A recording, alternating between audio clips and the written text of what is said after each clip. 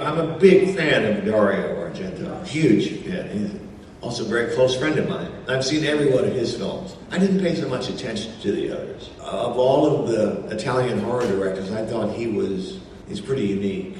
He's a unique point of view, and it still does, and is still a very close friend. I became aware of Dario's name when I saw Once Upon a Time in the West, this great Western that I fell in love with, and I thought it was wonderful when it came out. It was a real big, giant opera. It had some pretty impressive credits on it. Bertolucci and Dario Argento and Sergio Leone, and I said, who is this Argento character? No, Dario does something entirely different than Hitchcock did, only because Dario deals with that kind of genre often, the crime, suspense, mystery, guy in the black gloves, murder genre. People associate that with Hitchcock, but he isn't really at all. He's actually far away from that kind of cold and precise look at things that Hitchcock was always doing. He's a very far away from that aloof kind of feeling you get with a Hitchcock movie. Dario was very, very different indeed. Much closer to the surrealists, Louis Buñuel, let's say, than Hitchcock. Suspiria is one of the all-time great horror movies ever made. It's terrifying.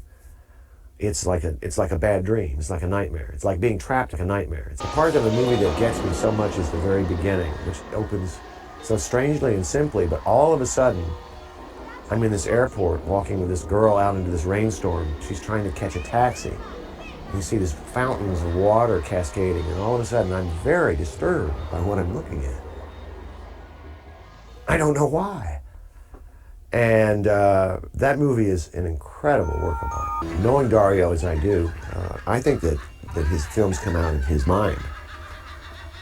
The ideas behind his images and the way he looks at things comes out of the story that he tells over and over again.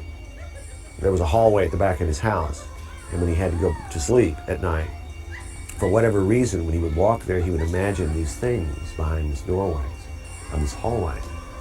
And by the time he got to his room, he was in complete terror. It's just stunning.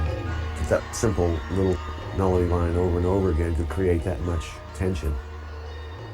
What impressed me was the quality of the soundtrack from Suspiria was its absolute simplicity, but its effectiveness. In other words, had it been more complicated, had it been the John Williams Mickey Mouse kind of score that you hear all the time today, that movie wouldn't have been half as scary.